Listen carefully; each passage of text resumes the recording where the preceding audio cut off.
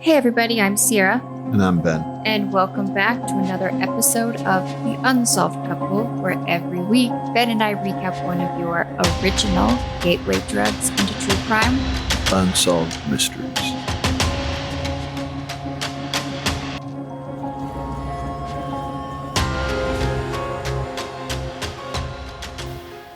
Okie dokie, artichoke. Okie dokie? Mm-hmm. No, that's terrible. Why is it terrible? I have a feeling you're going to need to get way closer up to your mic. I'm right in it. Okay. Well, if no one can hear Ben, that's on him. I gave him his notes and he's choosing to ignore them. I'm right up here. But right up close for you, because you like so much distance between you and other people, is not close for everybody else. I think I just talk quietly. You do. Well, I realized this today. Well, I had an just incident. Today, 40 years. Ben It took me this long because in my head I speak normally, but I was in my vehicle. I was in my truck, driver's seat, and I was talking to a guy. He's standing at the passenger window. So not very far. What, 3 feet? Yeah. Not very far. And we were having a conversation. And he kept saying, I am talking like a normal human. And he kept saying to me, what? I can't hear you. You got to speak up. And I've known this guy. He's a good friend of mine. I've known him for a long time, so he's not afraid to be like, what's your problem? And I'm looking, I'm like, dude, I'm talking normally and it's not loud outside or whatever. So I've come to the realization that in my head, I think I speak loud. But I don't think I do. And I will say I've done quite a bit of, I've done radio. And this is not on a big scale, on a small scale. I've done some radio, some TV stuff. You're famous. No, I'm not. And I've done theater where you have to project your voice a certain way. And even the way I breathe when I get on the microphone I'm very aware of my breaths and all of that. Yeah, I don't think about any of that stuff. Because I have been trained on some of those things on a very small scale. But you're a professional. I'm an amateur. I do try, because there are times I listen to the podcast, and since I edit it, I'm like, I hope no one thinks that I just keep my voice louder and Ben's quieter. I try really hard to have the volumes match, but one, I don't know what I'm doing. And two, I try to the point where then things will start to not sound good. And so that I have to scale it back a little bit. And so. Well, I think you do a great job. Well, thanks, babe. So how was your week? How have things been? We haven't recorded in 2 weeks, you guys. We are behind because I was helping with a local theater camp here that I've done every summer. I do the choreography for the camp. And it basically means that for 2 weeks, nothing else in my life can be done. Because it takes up a ton of time and energy. It does. It's a lot. Yeah. It's a lot. But that was good. Yeah. I'm glad you did it. You enjoy doing it every year. Yeah, I do. I like working with kids and I enjoy dance. So it's kind of the best of some of my favorite things. But how was your week? Anything to report to the people? No, I got nothing to report to people. Well, I'll just bring Ben up to date. We've missed a couple of big time in the world of true crime current news. Karen Reed has been found not guilty of the murder of her boyfriend, police officer John O'Keefe. Any thoughts on that? No, I didn't follow it. I told you. You told me this. I didn't even know what the case is. And I don't care to know. You know that you did know that this was a retrial, but you had anything else. That's all I knew. Yeah. I had just, like I said, I saw the headline, but I never clicked on it. And I tried to recap it for Ben in under 5 minutes. And he has some interesting questions, and I won't. Well, that's another podcast for another day. But I tried to. The Idaho 4 murders is supposed to be the trial for that's supposed to kick off. I want to say in August, and then our favorite leading lady, Lori Vallow Daybell, was found guilty on her third charge. I believe it's her third. It was her third trial, at least, on the attempted murder of her niece's husband. Yeah, so, and P. Diddy's still in trial right now. It's all kinds of drama every single day. So there's a lot going on right now. Yeah, and that's fine. Ben's aware of none of it. The only one I kind of care about. Care. It sounds. Care sounds like very callous, but the one maybe I would say you're intrigued or interested in. Yeah. Is the Idaho murder, but I don't care to follow it. I just want to hear what the verdict is at the end. Yeah. That's it. I'll be following it. Well, that's fine. You follow it, and I will look for the headline because that's all I need to know. I will see the headline. It'll say if he's guilty or not guilty. Notes version, and then I'm good to go from there on out. We can move on. Yeah. But you know what these things are not? What? Unsolved mysteries. Oh, that's true. Should we get to our unsolved mysteries for today? Did you like how I... You know what, Ben? That was a good intro. Your professionalism in the world of podcasting in your transition is what we would call it. My transition, that's it. Is very good. I know. I was pretty good. So we are recapping season 2, episode 19 of Unsolved Mysteries. And we have 3 stories for you guys today. This one. Golly, this episode. Yeah, this episode. My stories, I think, are good. So I had to watch this episode. I ended up watching it 3 times. Yeah. And every time I got more and more irritated with this episode. The last story is horrendous. Yeah. Breaks my heart. You were more irritated just with the story you were going to be telling, right? Yes. Yeah. Yeah. Okay. We'll get into it. Well, we'll get into it real quick off the top. I have a couple of housekeeping notes. Okay. I want everyone to picture this. Ben munching on his favorite snacks that he's trying to sneak into the podcast studio, while Sierra once again sips on her umpteenth Diet Coke for the day. Your contributions would not only help fuel our snack habits, but also help us invest in higher end podcast equipment and little things to make our show even better. Every bit helps, no matter how small. We are endlessly grateful for your guys' support. And together we can grow this podcast and aim for the top of the true crime charts. If you're ready to join the Unsolved Mysteries crew, click the support button at the bottom of our notes and make our podcast magic happen. Thank you so much for being a part of our journey. You had AI write that. I did. I knew it. This is the part that I wrote. When you sign up to show your support for our show, please leave us your name and your favorite 90s or 2000s nostalgic story, memory, or your favorite episode of Unsolved Mysteries, and we will read that live here on the podcast. And by live, I mean recorded it and then put it out there. So, and you can ask if you want me to read it or Ben to read it. And I think it'll be fun.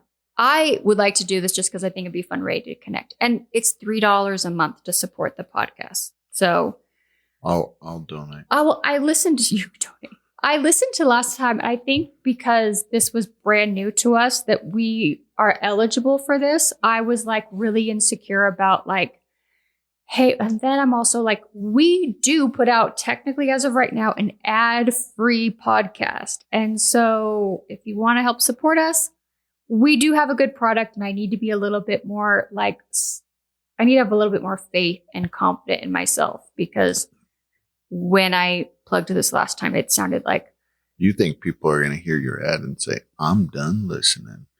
Yeah. And unfollow. They're going to be so mad that you just asked. Mad.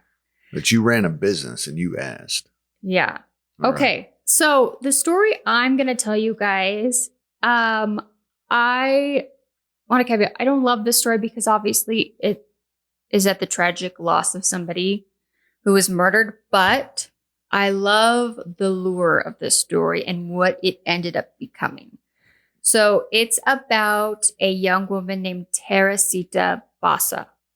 I hope I got her name right. I listened to it several times. I think you did get that right. I think that was pretty good.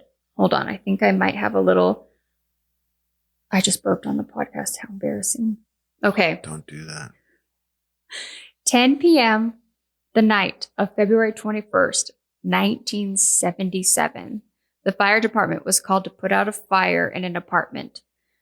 In the blaze, they found a nude female body under a burning mattress with a butcher knife buried in her chest. Investigators believe that this had been set up to obviously cover up a murder and the evidence of a sexual assault. The autopsy, however, determined that she had not been sexually assaulted, and there seemed to be no apparent motive for this crime. Investigators would also find very little physical evidence, as much had been destroyed by the fire.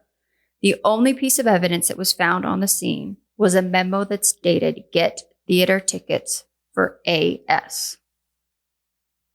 The body was ID'd as Teresita Basa. She was born in the Philippines in 1929 and moved to the United States in 1960 to study music. She later became a respiratory therapist at Edgewater Hospital in Chicago, Illinois. More than 5 months after her murder, her co-worker, Remy, another native from the Philippines, and her husband, Joe, claimed to have information about her murder. Uh-huh. Mm-hmm. Yeah. Ben's excited about this. I did some research on this one.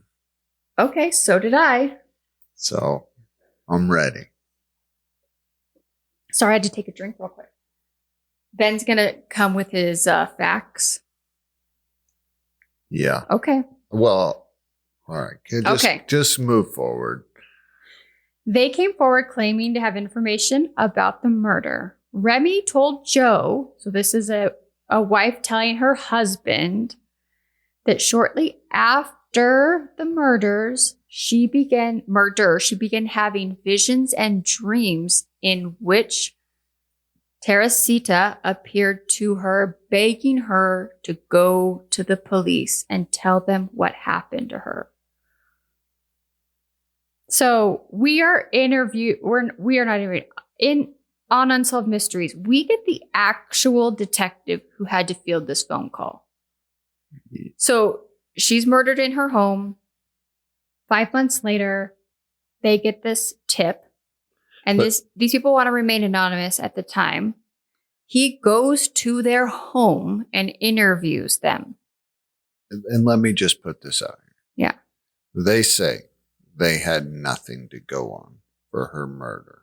Yeah, the only thing they had was that note that said, "Get tickets for AS." That is it. They made zero headway. Yeah. There was no evidence left at the scene.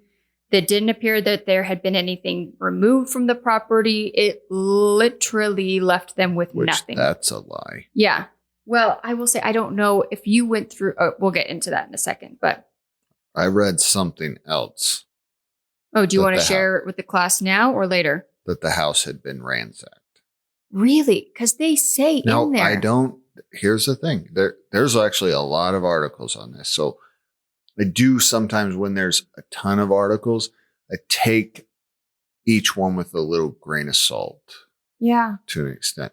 So that information was there. Maybe that's not true. Maybe someone just kind of took the liberty to put that as they were telling the story. Mm-hmm. But anyways, move forward. I will say, the guy was interviewed. He made it sound as if they had, they were confused on motive, means, everything, right?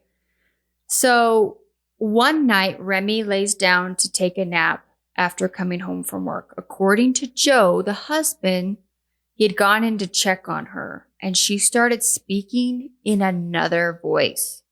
It was that she was said that her name was Teresita. And she told Joe that her killer's name was Alan Showery.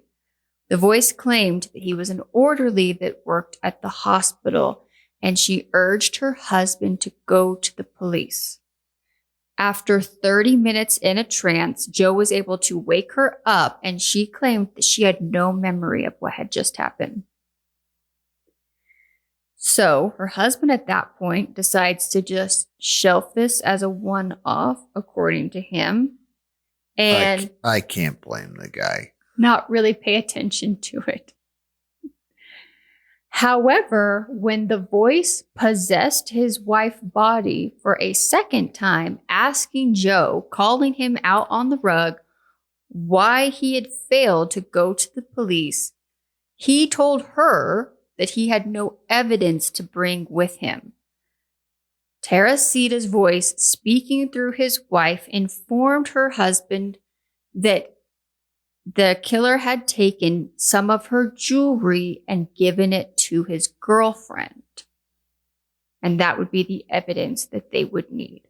So at that point, the second incident happens. They call the police and they get the detective over there. He's very honest with us. And he doesn't really know. He says, what is his line? Like, how am I supposed to put this in a police report? Yeah, he pretty much, I don't know how to write this up. Because my actual report. And that's the thing is like when you write reports in law enforcement, and I don't know if this is true, but like to me, isn't that potentially stuff that like the prosecutor's going to see? Absolutely. And all Everyone's of gonna that. See it. And if you're putting in there that, how are you going to get a warrant for a possessed person telling me what happened? You're not going to be able to get a warrant off of that. Yeah. And so I think that's kind of what his question was like. She's got to figure out this information left, right, or center, but also how do I write it in a report enough that gives me the liberty to investigate it? Well, you always have the liberty to investigate things. Yeah. Here's the thing. She just gave him a name and information. Yeah. Right? Now he has the ability to look at that. Well, looking at someone, there's nothing wrong. Fair. He does. The first thing he does is do a background check on this guy, right? Let's even see if this has any way. If this name even exists. And he does. He does a background check on him and finds that not only did he live close to Teresita, but he also did work at the hospital. So that gives him the open door. He goes to the hospital. And again, I don't know why any of the coworkers failed to mention this before. This is the problem. This is what I'm beyond irritated about this They story. confirm, oh yeah, actually, he was set to go to her apartment that night and help her repair a television. This was common knowledge in her workplace, with the note that says get tickets for AS. So no one said anything to the investigators, or did they never go to the hospital? That is the question. And this is a massive problem I have. And this is why I brought that up. They said they hit a dead end. You didn't talk to her coworkers and say, do you have any information? Was she meeting someone? The note you had was AS. Hey, do you know of anyone with the initials AS that she might know?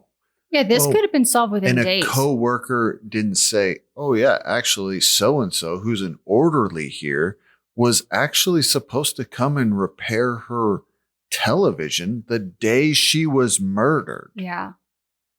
So that's he says it was common knowledge that he was supposed to go to the house and fix her television that day. Mm-hmm. So there's a failure on one of two parts. Either one, the police never really investigated this at all. Yeah. Or two, the people that worked with her for some reason decided not to say anything, but then say something 6 months later. And I've got a theory we can get to in just a minute. But so the detectives bring Showery down for questioning.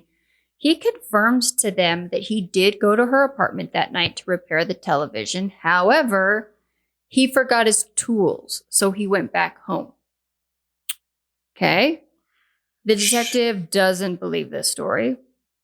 Fair. So he contacts his Showery's girlfriend and says, hey, has your boyfriend given you any jewelry recently? The reenactment actress on this could win an Oscar for her eye rolling and irritants. Did you see her? She was good. She is sitting in the detective's lounge or whatever, has a massive box of jewelry in front of her, and is smoking a cigarette and acting as if this is the biggest inconvenience of her life. Chef's kiss for her performance. It was good. She did good. So she says, yeah, actually, he has given me some jewelry. And she agrees to let Teresita's family and friends come in and inspect her jewelry box. And they confirm two things: a jade bracelet and a ring that belonged to Teresita. Both that the girlfriend claims were given to her about 3-4 months before this. Again, so the family didn't come into her apartment and tell the police. They didn't have. This is pretty common. Do you notice if anything is missing? Yeah. Hey guys, a crime has happened here. You know this place better than we do. Mm-hmm. You bring in someone that has a better idea. Can you notice anything that's missing? And in the 70s, what do people steal? Jewelry. Yeah. Where was this investigation? About that too, because a jade bracelet is not like a little trinket. Jade is not cheap. Where was this investigation for 6 months? Yeah, I mean, fair question. Then you have to call in that it was Chicago and that she was a female and she was from the Philippines. I don't know. Police just didn't care. I'm not trying to point the finger. It's just when you tell me you didn't have anything, and then people knew that a guy was going to her house that evening, the night she died. Multiple people knew, and that his name matches up with the one piece of evidence. The one piece of evidence that you say you have, and then on top of it, you didn't notice, hey, or ask someone, hey, do you think maybe some things are missing in this apartment? Because we're just trying to find a motive here, and robbery is a motive. I don't expect a detective to know that there's jewelry missing until someone comes in. But that's when you have to ask some. You have to ask some questions. Yeah. A little bit of legwork here. Yeah. So he ends up confessing to Teresita's murder and said that after he left his apartment, and this makes no sense to me. He left his apartment and decided on his walk home that he was going to rob and murder her over 2 pieces of jewelry. Yeah. It doesn't make any sense. It doesn't make any sense. But he confesses to it. Yep. So he says he returns back to her apartment. She lets him in. When she turned around to lock her door, he grabbed her from behind, attacking her. It seems as if he put her to a chokehold until she passed out, disrobed her to make it look like it had been an assault, and then took her mattress, placed it over her body. He obviously left out that he stabbed her in the chest because... Obviously. Yeah.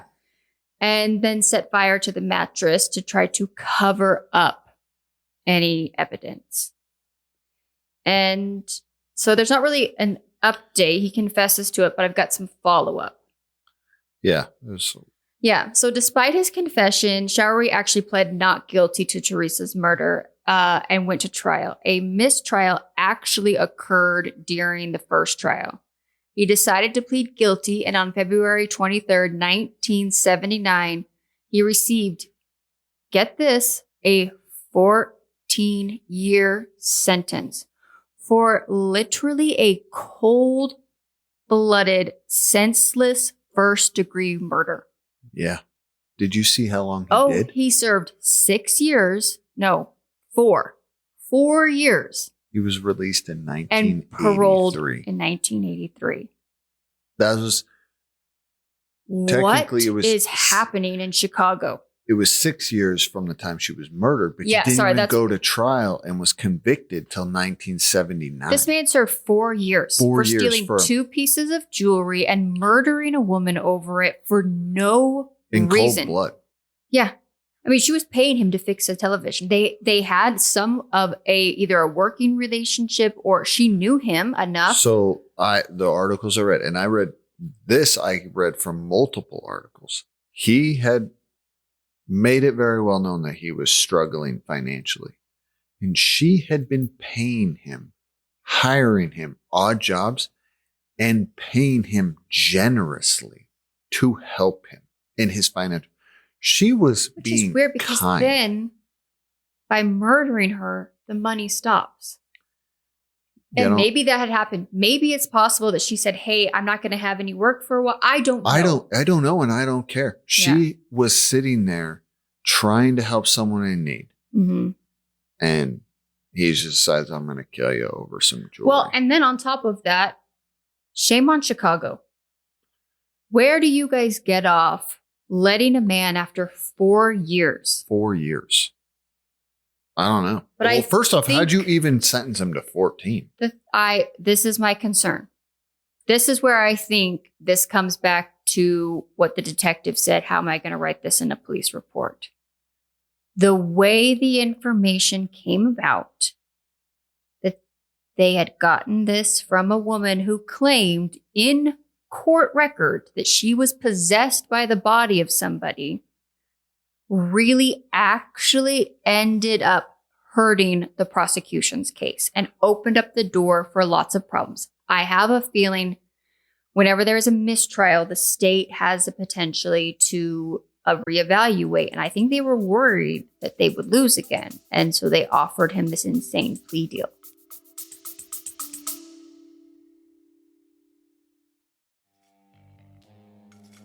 Do you want to hear new chilling tales? Check out Lore and Crime, a gripping podcast that explores true crime, disturbing lore, and eerie historical events, all narrated with a haunting cinematic touch. If you like your stories served with shadow and fact, step into the past with us. Lore and Crime. Subscribe now, wherever you get your podcasts.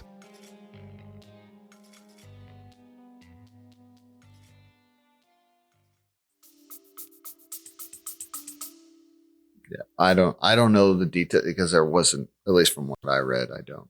So I actually even paid for a membership to like the newspaper archives and was reading the newspapers that were coming out in Chicago about this because it was obviously sensational news. It was a big news because article. There was a lady claiming that she was Whoopi Goldberg and being possessed by, what was it? What is the guy's name? Patrick Swayze. Oh, yeah. Was that Whoopi Goldberg? Whoopi Goldberg is the psychic, and Patrick Swayze inhabits her body to try to communicate how he was murdered and to his ex or his wife, his widowed wife. Yeah. So yeah, this was, and I posted this on our social media. This was made into, so Unsolved Mysteries themselves made this into a made-for-TV movie, and it was amazing. The acting was horrendous. Oh, this was the one you watched. The one-liners were incredible. The graphics were, it was everything. Ben came in one day and was like, what are you watching? I forgot you were watching that from this. Yeah. So I 10 out of 10 recommended everybody go watch that. 0 out of 10. I do not recommend the you go watch it. newspaper articles that I read really obviously leaned in on the fact of this woman being possessed by Teresita. And I think that there might have been good intentions behind this. But I think ultimately at the end of the day, it came back and bit them in the butt. Okay, what are your thoughts? Do you want to know my first thoughts before I read it? Do you want me just to say kind of off the top of my head what I first originally assumed before I did any research on this? Yes.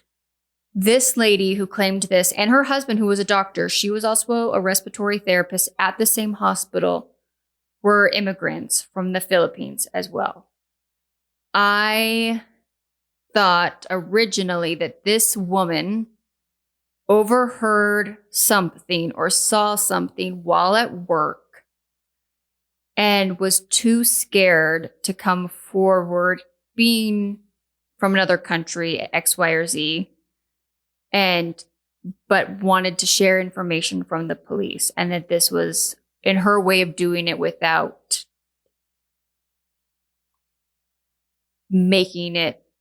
putting herself into any sort of risk or danger.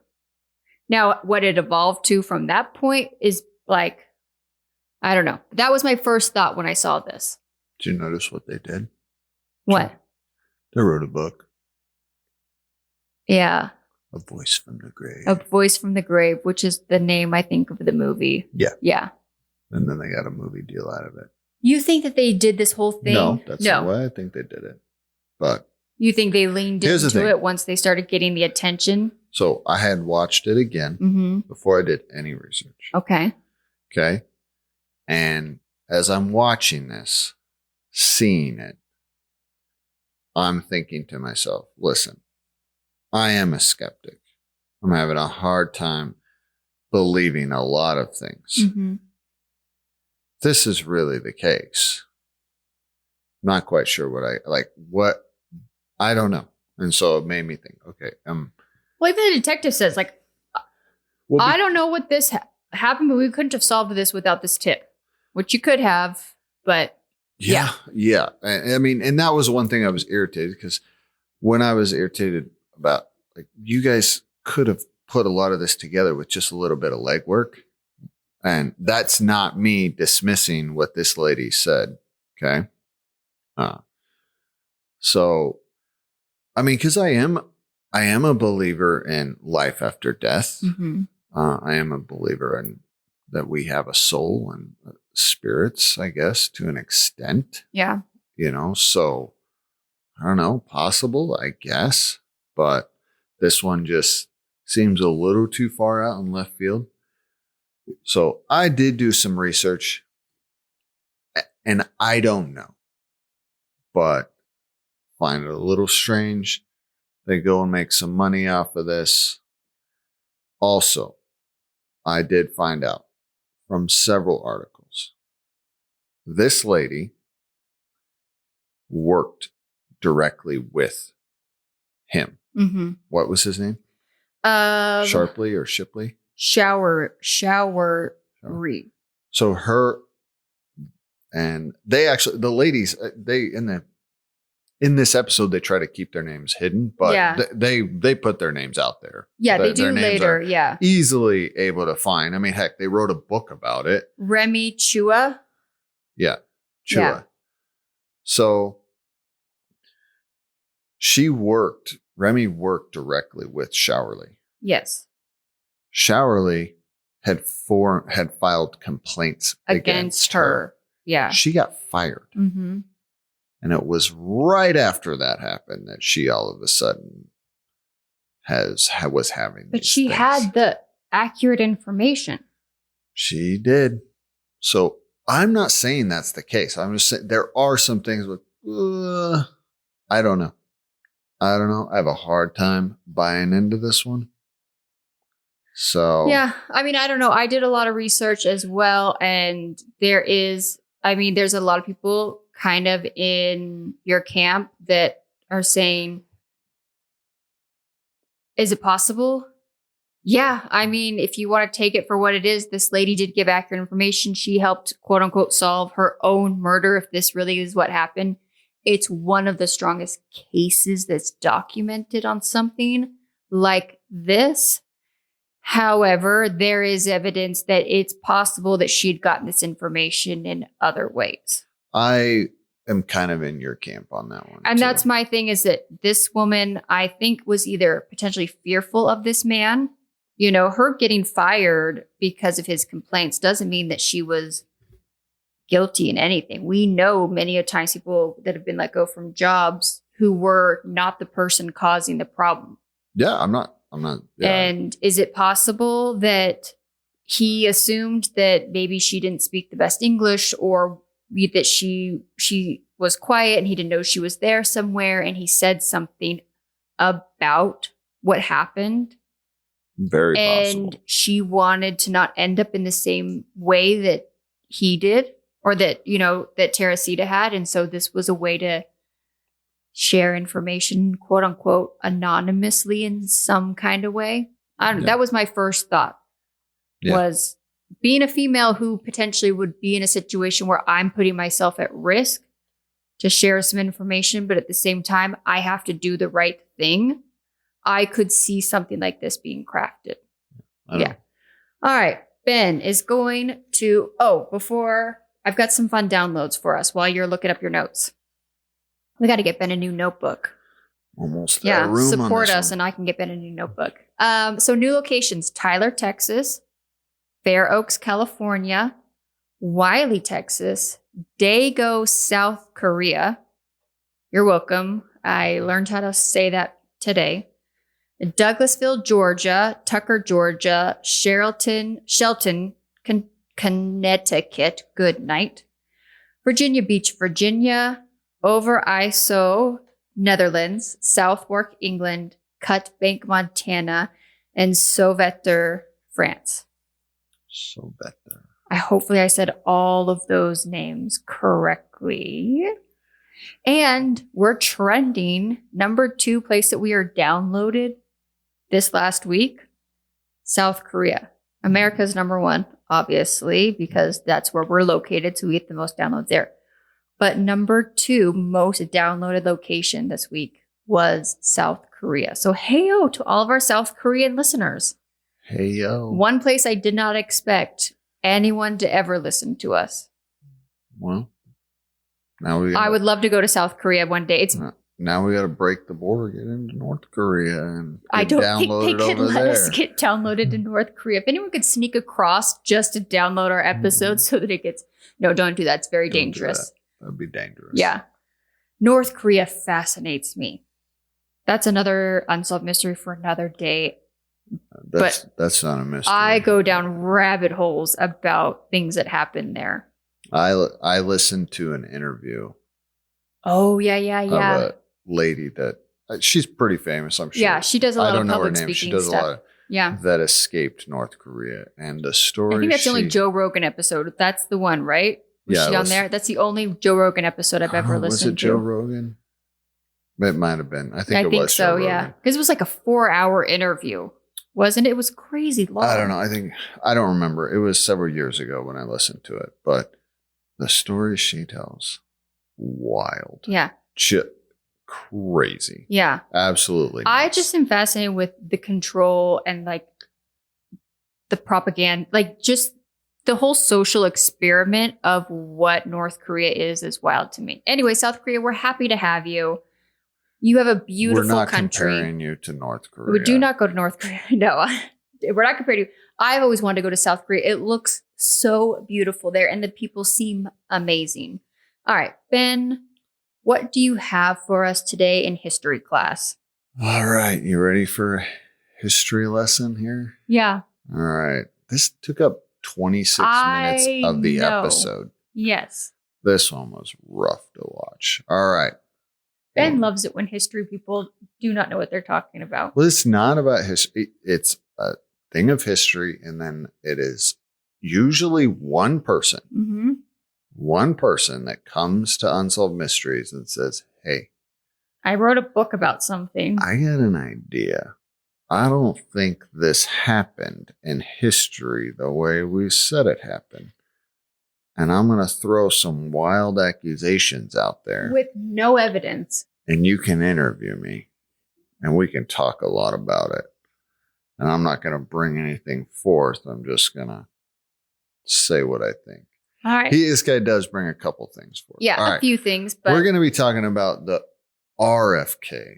Not JFK. Not JFK. The RFK assassination. Did you know much about? I knew nothing. I didn't even know he'd been assassinated. If I'm being honest with you, I thought one Kennedy had been assassinated and that was it on the grassy knoll. Not the grassy knoll. That's the conspiracy. No, that's what it is. The grassy knoll. No, he would. No. No. Stop trying to rewrite history. And I heard that the CIA was involved because of... Well, don't worry. The CIA comes in on this one too, okay? So in June... What was her name?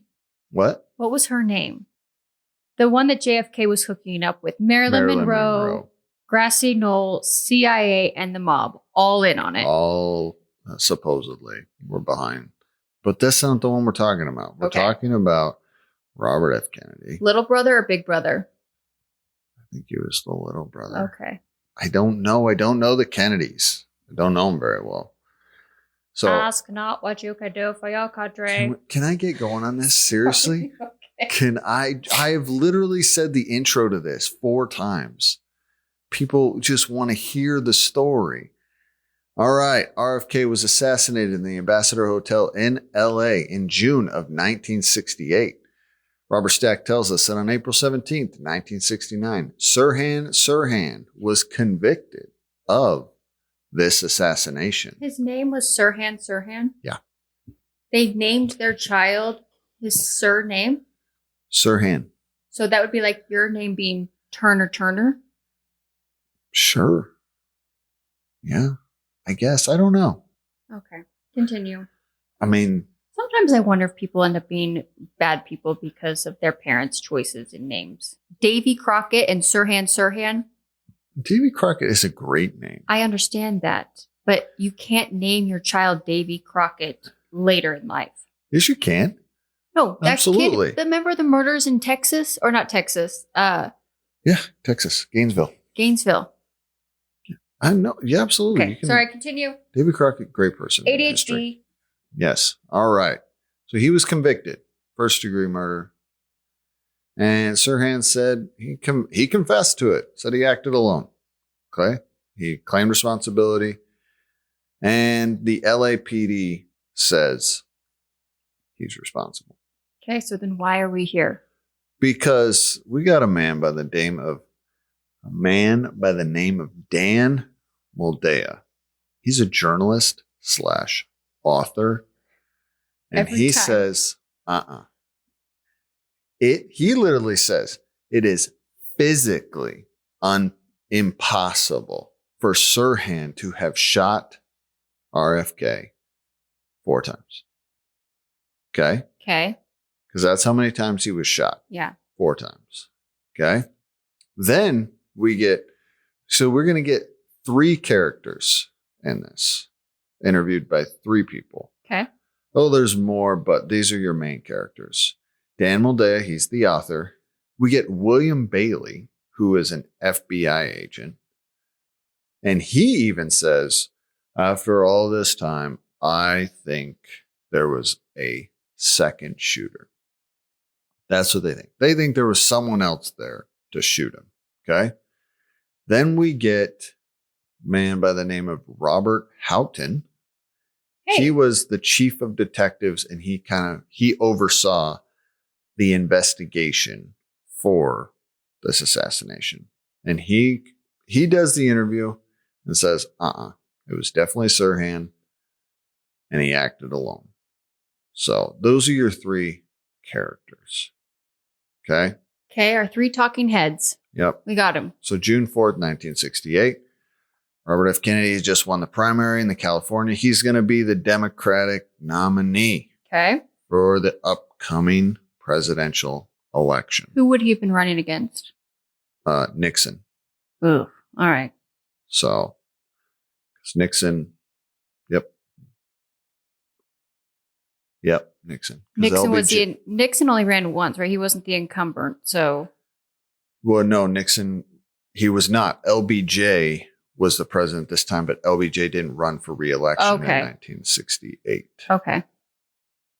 So anyways, so he's going to be the Democratic nominee, gets done, gives his acceptance speech. He walks into the back, down the hallway, into the kitchen pantry, where Sirhan shoots him 4 times.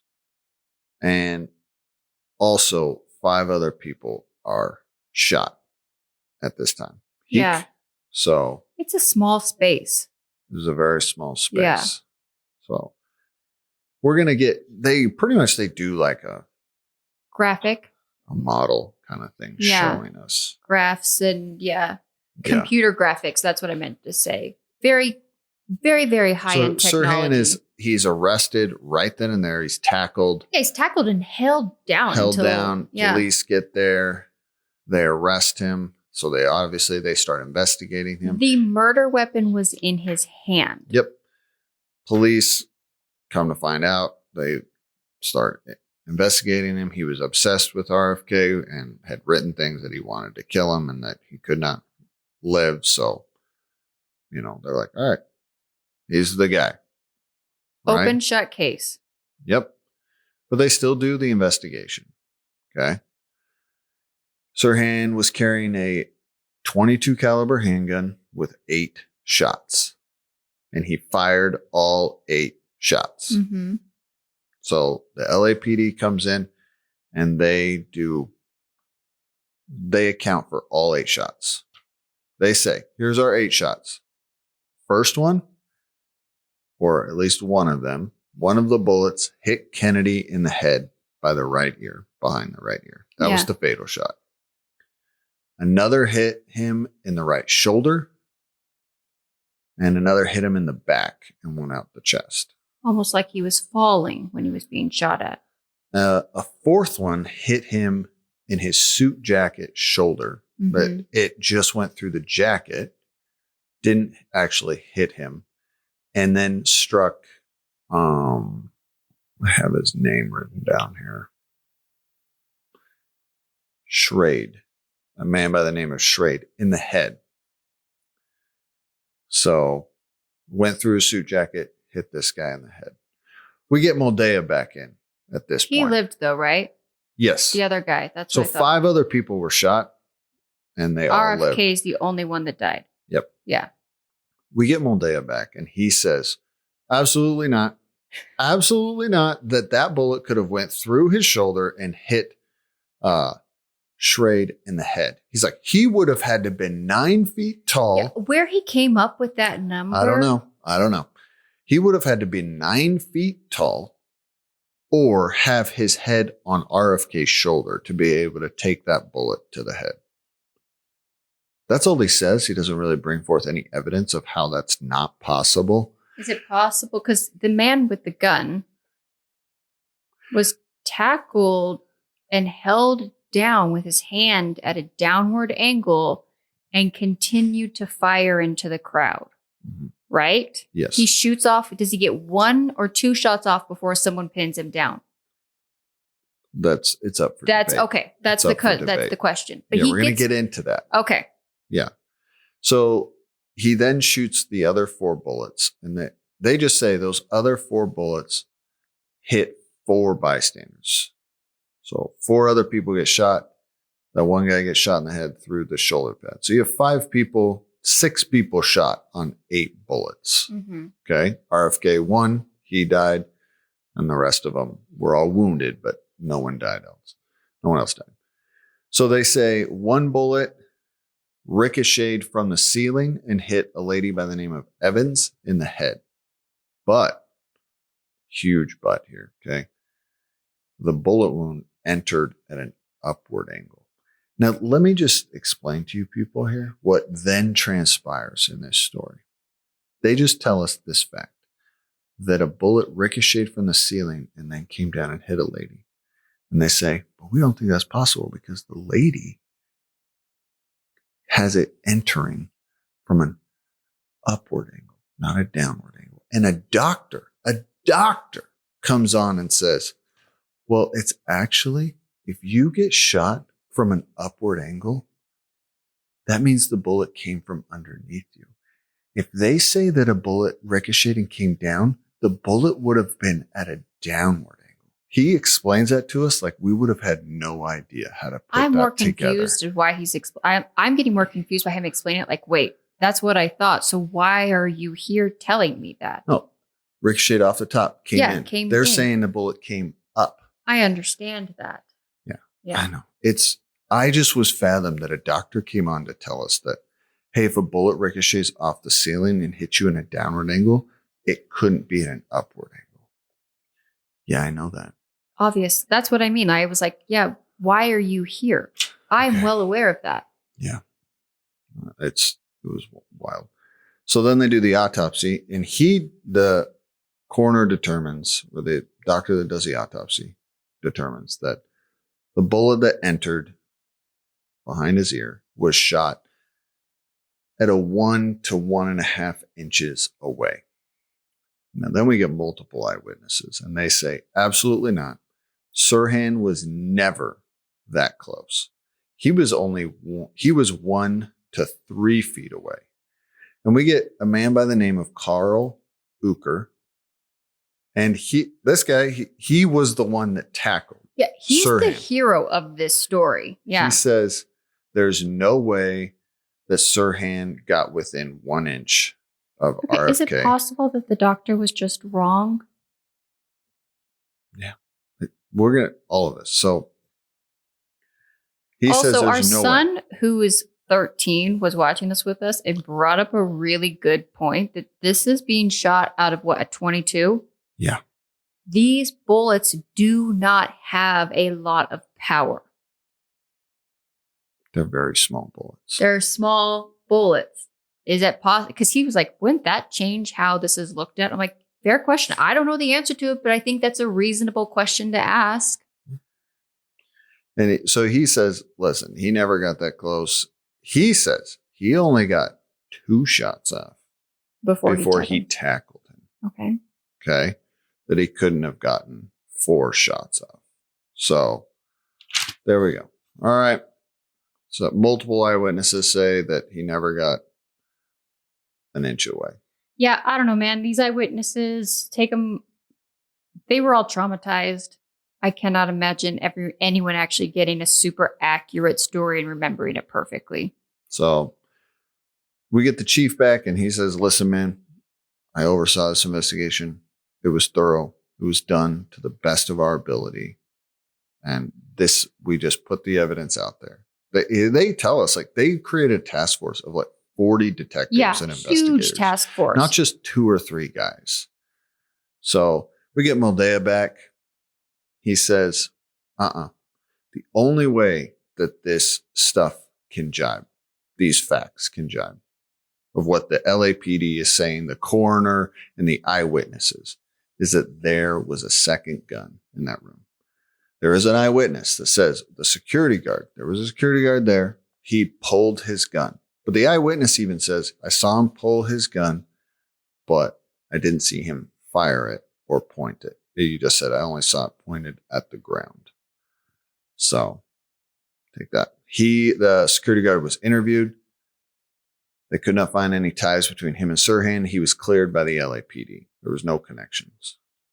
So we then learn in 1975, there was a lawsuit by some of the surviving witnesses. They recovered 3 intact bullets that were recovered from the victims. And they compared it to a test bullet from Sirhan's gun. And they could not determine that it was fired from the same gun. They also couldn't rule out that it wasn't fired from Sirhan's gun. We've learned quite a bit about kind of bullet comparison. It's not as precise, I think, as it was believed to be at that time. I don't know. Yeah. I don't compare. I don't do that science. I'm not the one that you're not a forensic. So I can't speak to it. You're not a forensic bullet analysis. I know that all might come as a surprise to everybody. But then we get Moldea back, and I just love this. He says, listen, this is what I think. Tell me, Moldea. Oh, you know what? Holy smokes. Did you not write it down?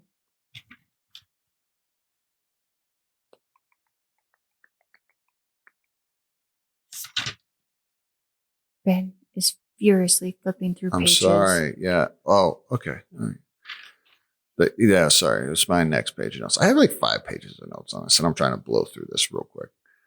Moldea comes back and says, listen, the LAPD, I just think, you know what?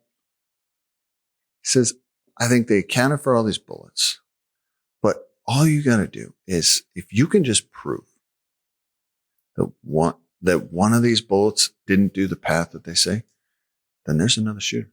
All you got to prove is one more bullet, and there's a second shooter. Okay, Moldea, prove me that there's another bullet. Give me the evidence. Find another showcasing. So he pulls out that there's a photo from the FBI, and in this photo is of a door, a pantry door, and there's 2 holes in this door. And he says even the FBI took this picture And they marked it. As you can see, blah, blah, blah. Look at this. It's 2 holes in the door. Yeah. It says they show the picture. They say this is 2 bullet holes. See, the FBI identifies this as 2 bullet holes. Mm-hmm. Okay. Then he shows a picture of the door jamb between 2 doors, and there's 2 holes in it. And he says, even the FBI labeled these as 2 bullet holes. So then we get the chief investigator back. Ask him that. He says, well, yeah, that's actually pretty common in a crime scene. You take pictures of everything. Anything that you might think, and you label Especially it as that. in a place like this, you can't have this place shut down for days or weeks on end. They got to get everything documented. It's like anything that's suspicious, anything you might think, you label it and that. They even ripped the door out in the door frame and took it as evidence. Yeah, they take it with them. Yeah. Yeah. So, anyways. But then we get the FBI agent back and he says, no, I saw 2 bullet holes in the door frame. Okay. So, anyways, I'll get into that later. So, I don't know. But after the trial, they did say the doors were destroyed. They got rid of some of the evidence because the trial's over, done, boom, they destroyed it. Say what you want, but maybe. And even the chief detective says, yeah, you know what? I actually wish I never did that. I wish I would have kept everything. He's like, and he literally says, all these people with tinfoil hats keep showing up, and I would love to be able to say, look at it for yourself. That's exactly what he said. He goes, if I knew what was going to come from this later on, I wouldn't have done that. I guess like I said, I believe in some conspiracy theories, actually probably more than most people do. But you have to have a reason why. What would be the point of a second shooter here? Why are we trying to make this a thing? So Moldea then says, he's like, listen, I just think, and that's what I thought I was reading earlier, but he pretty much says, listen, I just think the LAPD thought they had an open and shut case. And then when other things started coming and it didn't jive with their evidence, it was just easier he literally says, they didn't want to confuse all of this stuff with the facts. Like, oh, really? So Moldea wrote an article for the Washington Post, put that out there. Then he writes a book about this. Uh-huh. He is saying there's a second shooter. Okay. Okay. What evidence does he have for that to be the case? The pictures of the door and eyewitness testimony saying, oh, no, he didn't. We're talking 10 about inches. The gap between the shooter, where the medical examiner estimated. And what eyewitnesses are saying, no, he never got that close. And the door frame. And that there's no way that Sirhan hit all those people with all 8 shots. Yeah. In a tiny room. You're crowded. And there was a lot of people in that room. It was a tight little hallway. There wasn't anywhere to go.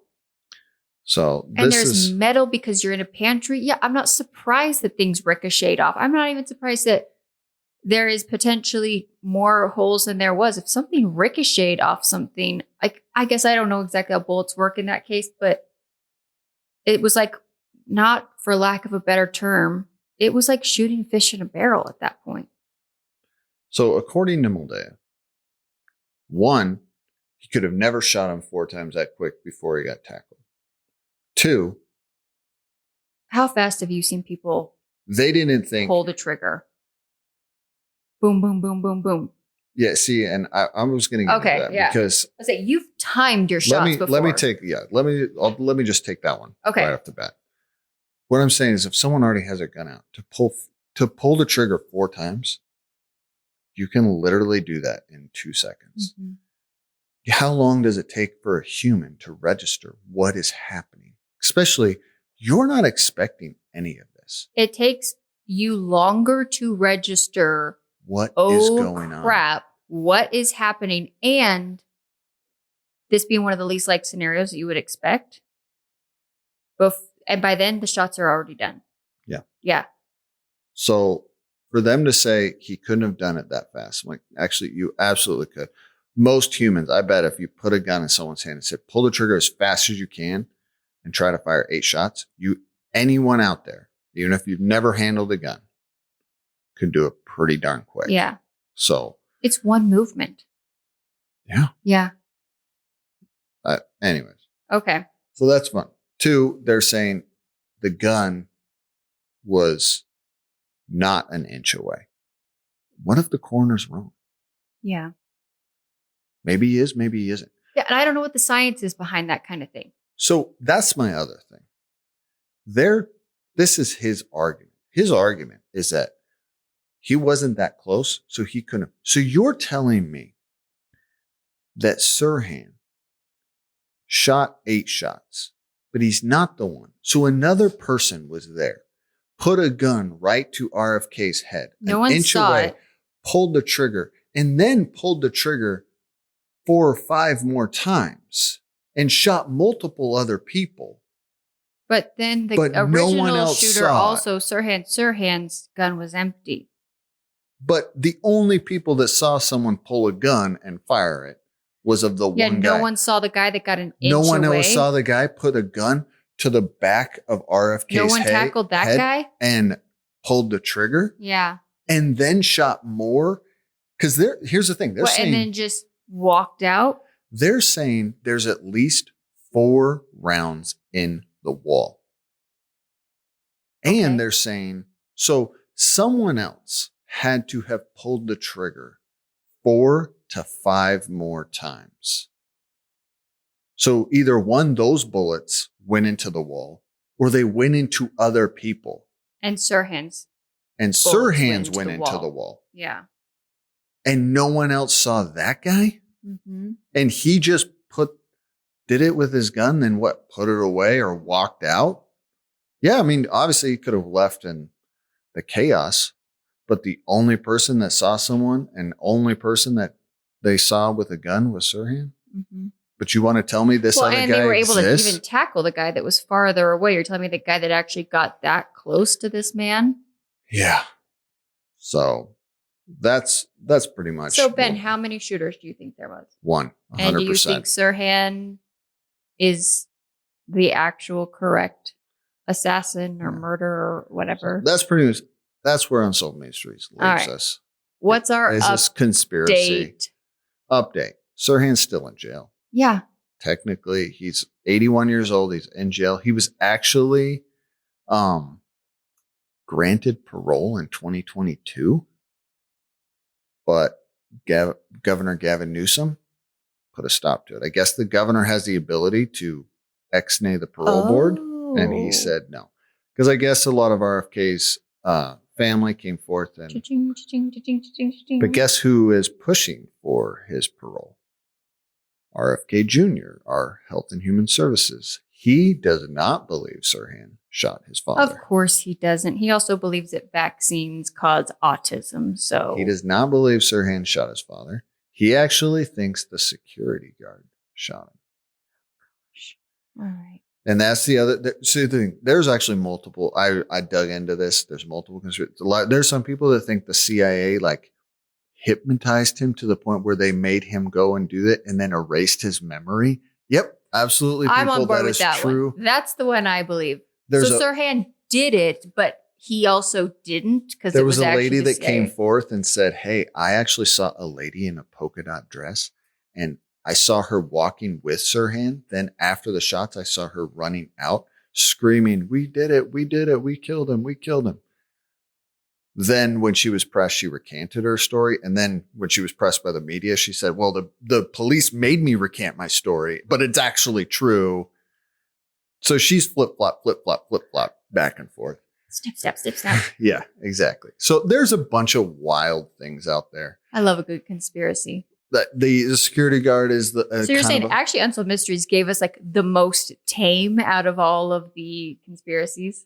And I read about this author. He's written multiple books. He's gone into the mafia. He's done this one. He's done OJ. He's made a living out of kind of... piggybacking on people's tragedies? Or just being a little on the fringe of some of these stories. And I've learned there's a lot of money to be made in the fringe society.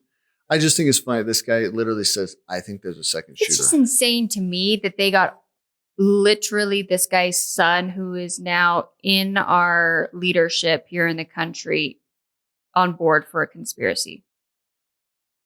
Yeah, I don't know. It's what? But you know what? This is one thing that Unsolved Mysteries is definitely, because we're watching it so fast. Yeah. You realize every big thing in history that happens, someone comes along and says, I think there's something different here. I think there's something deeper. We're missing it. And then I love it. It was like, I'm just asking questions. I'm like, okay, well, hey, you know what? Stop asking questions and bring forth some facts. Brings forth some or when solutions. Questions are asked, and like I said, I don't trust the government. If they try to tell me look over here, I'm like, I'm going to look over here. Or if they are telling me that this is the best idea, the best thing ever, and trust them without any question, I'm going to take a step back. So I'm more likely, I think, out of us two to be like, did our government have anything to do, or people of power or notoriety? Like, I have a lot of questions about Epstein. I think the stories and the mysterious deaths around the Clintons are very, like, okay, cool, right?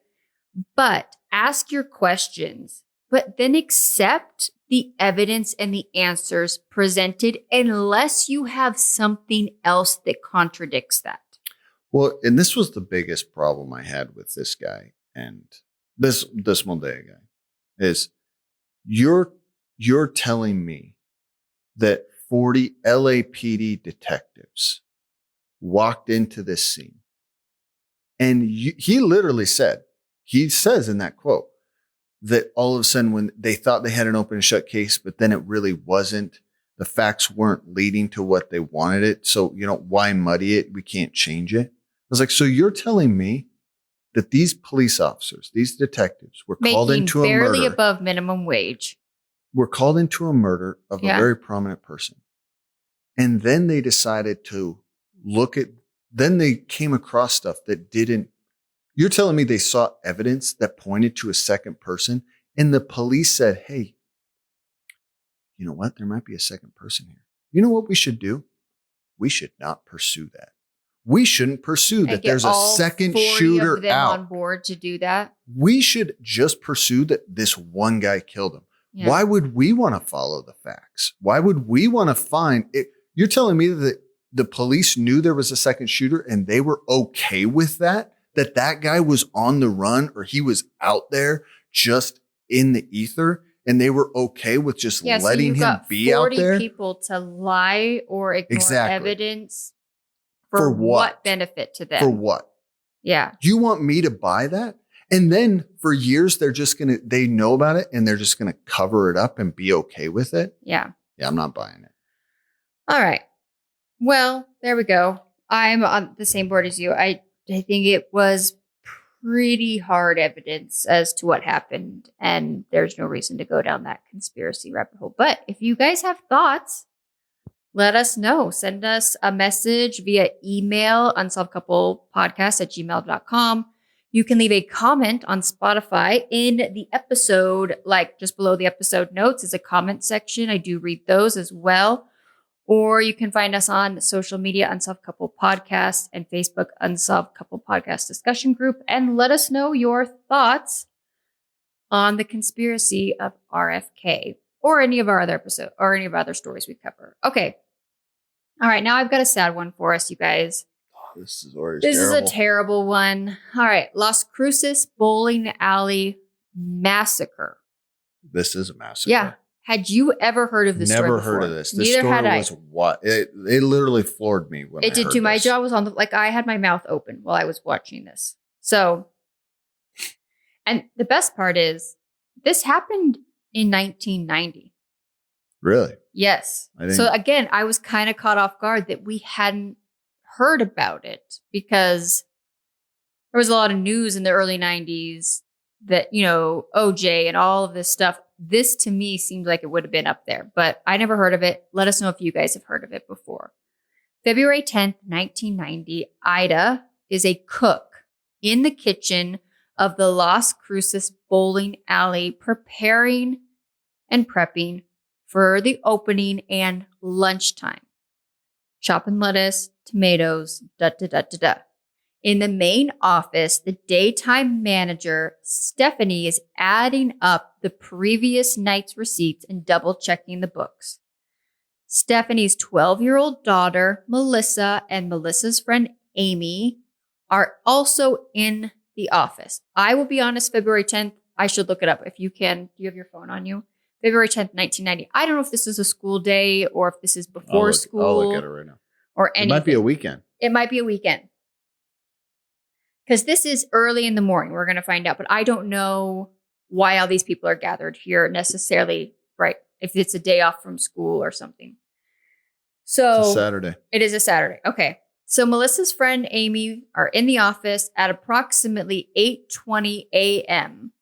A gunman appeared and forced Ida, the cook, into the office, where then his accomplice was already in there, a second gunman holding everybody hostage. The two men forced Stephanie to get all of the money in the office, stealing $4,000 from the safe. After that, the victims assumed that the gunmen would leave. However, for unknown reasons, the gunmen shot each of them execution style in the head. So, yeah, around like I have no words. There's children involved here. It's 2 teenage girls. It's terrible. Yeah. And unfortunately, around the same time that morning, employee Steve and his 2-year-old daughter and 7-year-old stepdaughter show up and walk into the bowling alley. Saturday, he was probably there to get his check or something. Who knows? Maybe he left his jacket there the night before. I don't know, but he goes in Saturday morning before opening and walks in on this scene. So the gunmen then force them into the corner with the other victims and then shoot those 3, a 2-year-old and 7-year-old, in the head. Ugh. Monsters. Yeah. Before leaving, the gunmen set fire to part of the bowling alley. Minutes later, Melissa, the manager, calls 911. Who's been shot in the head. And her daughter and her daughter's friend. Yeah. Police and paramedics soon arrive and begin treating several of the victims. Steve, his stepdaughter Paula, and Amy are all pronounced dead at the scene. Valerie died at the hospital the next day. However, Stephanie, Melissa, and Ida. So Stephanie is the manager. And her daughter, Melissa. So her and her daughter survived, and Ida, the cook. But so the teenage girl and the 2 little kids and the dad. Yeah. So her friend, the dad, and the 2 girls. Ugh.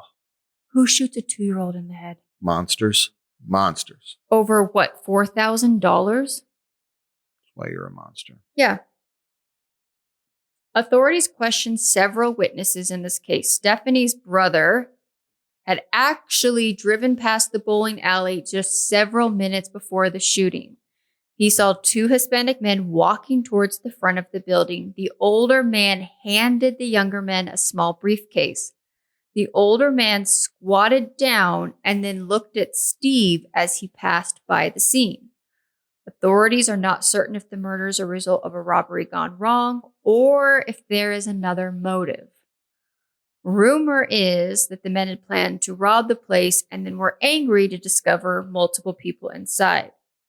However, it is possible that the murders could have been drug-related. Ida is sure that she had seen them there before, analyzing customers on a daily operations when she worked and in around the alleys. Ida's convinced that someone knows who these men are that committed these murders.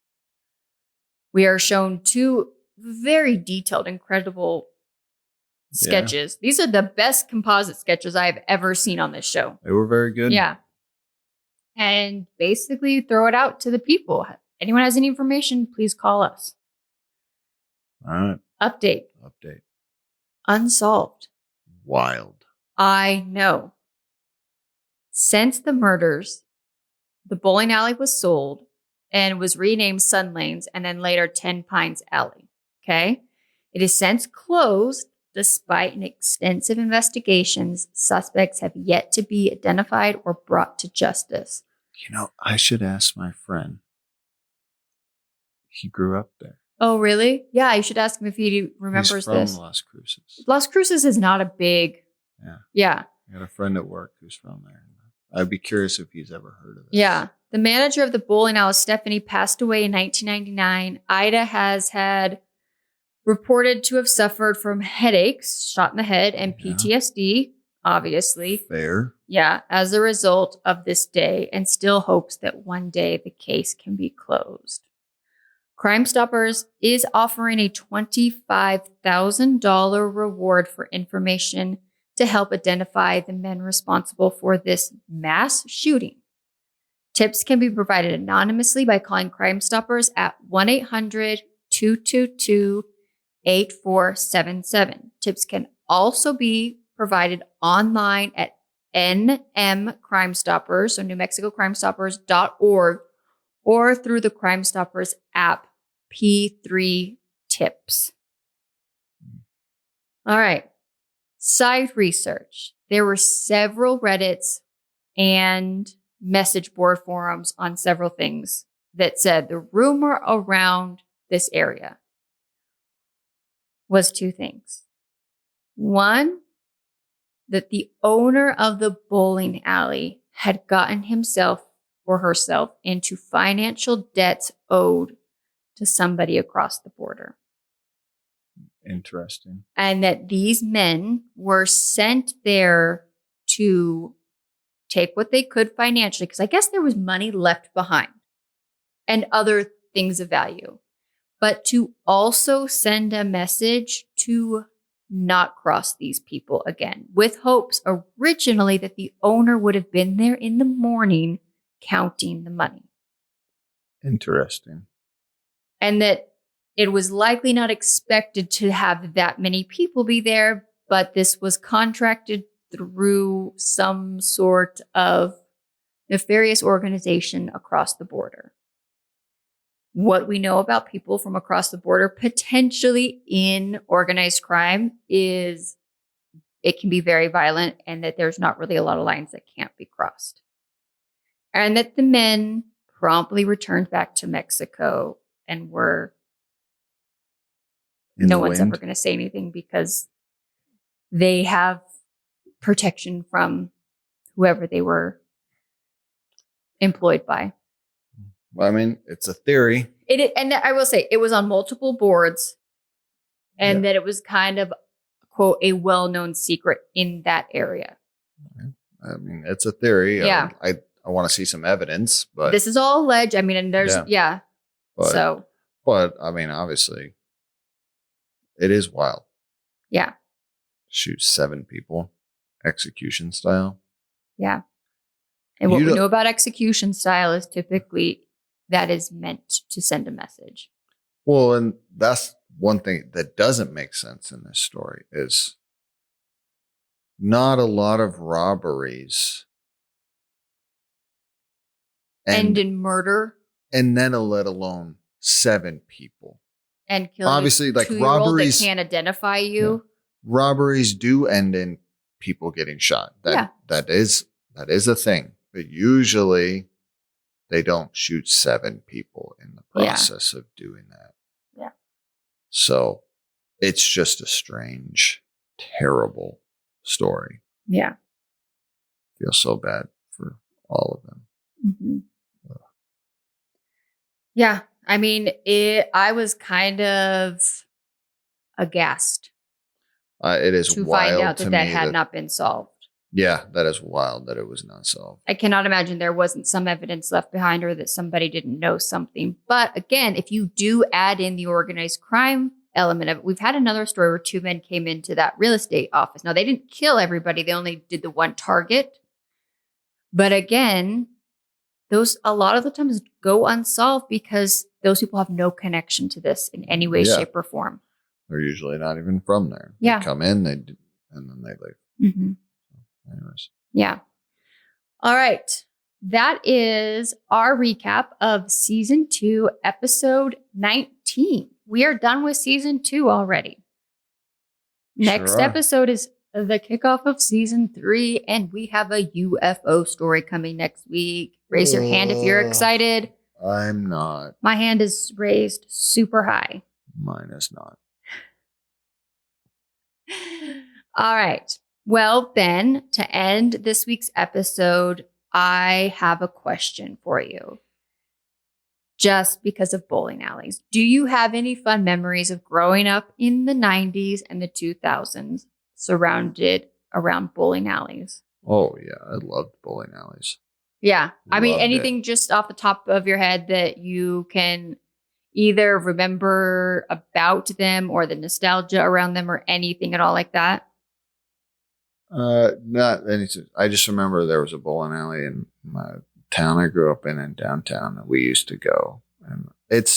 And all bowling alleys, they look the same. They do. They're the carpets. The carpet. The smell, the shoes. Yeah. Yeah. I'm a big fan of bowling alleys. Yeah. I like it. They're hard to find nowadays unless they're these new stupid ones that are I don't care for the new ones. I don't either. I don't care for the We new sound ones. so old right now. I don't like the way these new people are doing it. Also, they're insanely expensive. That's the other thing. Bowling used to be cheap. Yeah. When I was a teenager, me and my friends would go bowling. You could go for $5-6. Yeah. Get your rental, go bowl, get some food. Yeah. It's great. Yeah. I don't know. It's too bad. Mm. It's a lost thing. Yeah. What about you? I hate bowling. I know you do. Okay. I grew up, shout out anyone listening to this, from Myrtle Creek, Oregon. There's a town of 3,000 people. We didn't have a movie theater. We didn't have a mall. We didn't have a skating rink. But just south of Myrtle Creek, there was a bowling alley just south of like Canyonville area. That was the only thing to do in that town. And I will say, I liked going with my friends to the bowling alley, but I am terrible at bowling. Not surprising to anybody. I went for the social aspect. My friends were going. The bowling alley in Canyonville had the most amazing French fries because they were probably cooked in grease that was well past its expiration date. That grease is probably still in there. It's probably still in there. And they made their own ranch, right? And their ranch and their French fry game were on point. I needed like $2 to get a bucket of fries, a ranch, and a large crispy Diet Coke. And I'll sit there and socialize and toss my ball down. I could care less what my score is. I'm not a competitive person. But that's why bowling is fun.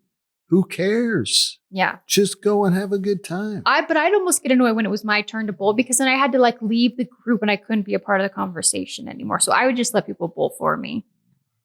But yeah, I mean, it was a great place to flirt. It was a great place. You play video games there. You could meet boys there. Every like once a month or in the summertime, they would do like the nighttime bowling where they'd turn the neon lights on. Oh, yeah. The black lights. Yeah. And the carpet would glow and you'd get glowy bowling balls and they'd play like real music or have a DJ there and it would be boy bands. And yeah, I mean, I'm here for all of those. Let's get dressed up cute and go meet some boys. That's all I cared about. So that's my only, like, my biggest thing with bowling alleys is, and I think that even though there was a law passed in Oregon, you couldn't smoke inside buildings. I don't think the bowling alley in Canyonville followed that rule because I swear every time I went in there, that place still smelled like the whole thing had been like an ashtray for years. I don't know what it is. And every one of them had a bar. Yeah. Right? Where there would be in the middle of the day, at least 1 or 2 people in there. Yeah. A bar in a bowling alley. it's lost. Like that culture thing is lost. Yeah. It's gone. They've all shut down. Well, we were talking about it briefly. Like what, because you said, why was there so many people? And I truly think it's not just a bowling alley. It was where people went to hang out. Like you spent your day there. You were at the bar, you got food. Bowling was a big deal. I think it is probably still a big deal in a lot of places, but that community is tight. I mean, have you seen the movie? What is the movie? Dang it. I know what movie you're thinking of. The White Russian. Why can I not think of it? It's not Kingpin, The Big Libido. Yeah. Lebowski. The Big Lebowski. The Big Lebowski. Libido. That's a totally different L word. Lebowski. I love that movie. It's a great movie. It is amazing. And the cocaine guy that in the purple suit in the bowling. John Goodman? No, not John Goodman. I love John Goodman. But the guy that's in Severance with this pinky, like he does coke and he's all dressed in purple and he's like licking the ball. Oh, yeah. That's a great movie. Go watch it if you haven't recently. It is a classic. But I think that the culture of bowling alley leagues and stuff, I think it's a community sort of a gathering. It's probably a tight-knit people. Everybody probably knows everybody inside there. But here's the thing. Bowling alleys, the only good ones are in smaller towns. Yeah. They're in because your town, the ones here in Tucson, I think it's shut down now, but when we moved here, there was several. We took the kids to some old bowling alleys. Remember the one we went to Green Valley? Green Valley? That one was awesome. Yeah. It closed down shortly after we took the kids there. Right, we're getting way out there. All right, guys. Well, we will see you guys again here next week when Ben and I recap another episode of Unsolved Mysteries. Bye.